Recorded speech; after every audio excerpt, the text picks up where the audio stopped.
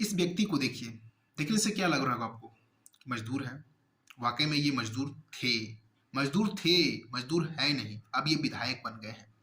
आप बोल रहे होंगे ये क्या बोल रहे हैं? तो दरअसल इनके बारे में हम बता दें, इनका नाम है ईश्वर साहू और ये छत्तीसगढ़ से साजा विधानसभा क्षेत्र से इस बार चुनाव लड़े थे और ये जीते भी हैं और इन्होंने एक ऐसे व्यक्ति को हराया है, जहाँ पे अगर देखेंगे तो वो 8 बार से लगातार विधायक रहे थे। वहीं कांग्रेस के बड़े वरिष्ठ नेता हैं और मतलब इनकी राजनीतिक करियर में अगर देखेंगे तो एक ऐसे व्यक्ति को हराए हैं कि वो लगातार पिछले 40 से 45 सालों से अगर देखेंगे तो वो राजनीतिक में सक्रिय थे। लेकिन अगर बात करेंगे इस व्यक्ति की ईश्वर साहू की, तो ये राजनीतिक में कभी भी सक्रिय नहीं थे। मतलब आज से पहले अगर देखेंगे तो इनका कोई भी पॉलिटिकल बैकग्राउंड नहीं था। उसके बावजूद भी ये चुनाव जीत गए हैं और काफ़ी ज़्यादा वोट से इन्होंने जीते हैं। अगर बात करेंगे रविंद्र चौबे की अगर बात करेंगे तो उनको टोटल वोट अगर देखेंगे तो 96,593 वोट मिले थे। जो कि ईश्वर साहू को वोट अगर देखेंगे तो 1,01,789 वोट मिले थे। टोटल अगर देखेंगे तो 5,297 वोट से ईश्वर साहू ने रविंद्र चौबे को हराए हैं। रविंद्र चौबे 8 बार विधायक रहे हैं छत्तीसगढ़ से साजा विधानसभा क्षेत्र से। तो ईश्वर साहू के जीवन में ऐसा क्या हुआ कि अचानक वो पॉलिटिकल में आते हैं और वो चुनाव भी जीत जाते हैं? देख के लगता है कि ये व्यक्ति मजदूर हैं, तो कैसे ये व्यक्ति चुनाव जीत जाते हैं? तो आपको बता दें कि भारतीय जनता पार्टी के विधायक बने हैं और भारतीय जनता पार्टी ने इस व्यक्ति को इस बार चुनाव में टिकट भी दिए थे। लेकिन इनके जीवन में एक ऐसा इंसिडेंट आया जो चुनाव लड़ने पे काफ़ी मजबूर कर दिया गया। उसके बाद ये चुनाव लड़ने का निर्णय लेते हैं, भारतीय जनता पार्टी से इन्हें टिकट टिकट भी मिलता है और ये फाइनली जीत भी जाते हैं।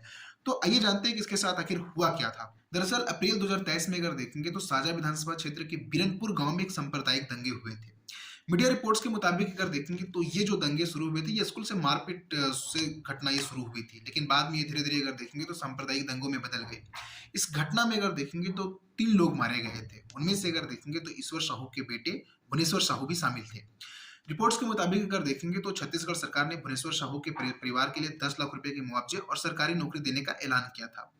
लेकिन जो भुवनेश्वर साहू के जो फैमिली वाले थे या फिर उनके परिवारजन थे, वो इसे लेने से मना कर देते हैं और ईश्वर साहू के दिमाग में ये प्लान बनता है कि नहीं, मुझे चुनाव लड़ना चाहिए। और अगर देखेंगे तो ईश्वर साहू ने नामांकन के दौरान उन्होंने दाखिल हलफनामे में उन्होंने मुताबिक अगर देखेंगे तो साजा के बिरनपुर प्राइमरी स्कूल में 5वीं पास हैं। उनके बैंक अकाउंट में अगर देखेंगे तो करीब 16 लाख रुपए थे। उनके बयान के अनुसार अगर देखेंगे तो ये 16 लाख रुपए उनके बेटे की मौत के बाद चंदे के तौर पे इन्हें मिले थे। इनकी अगर देखेंगे तो फाइनेंशियल ईयर 2018-19 में से लेकर के 2022 से 23 तक अगर देखेंगे तो आईटीआर फाइलिंग में अगर देखेंगे तो इनको 17,000 रुपए से लेकर 22,000 रुपए तक इनकी आय दिखाई गई है। हलफनामे में वो खुद को मजदूर बताया है। छत्तीसगढ़ में ही एक स्थानीय चैनल को उन्होंने एक इंटरव्यू में बताया था कि कैंडिडेट की जो लिस्ट आने से 2 हफ्ते पहले बीजेपी उन्हें चुनाव लड़ने का प्रस्ताव दिया था, जिसे शुरुआत में तो उन्हें नकार दिया गया था, लेकिन फिर सोच विचार करने के बाद इस प्रस्ताव को कर लिया गया था कि भारतीय जनता पार्टी की तरफ से ये चुनाव लड़ेंगे।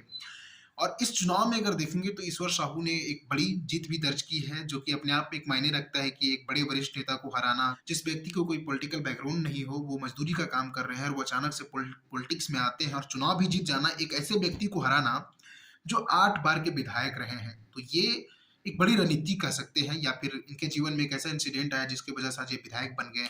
इसको लेकर के अगर देखेंगे तो बहुत सारे लोग बधाई भी दे रहे हैं। बाकी इसके बारे में आपका क्या राय है, प्लीज कमेंट बॉक्स में हमें जरूर बताएं।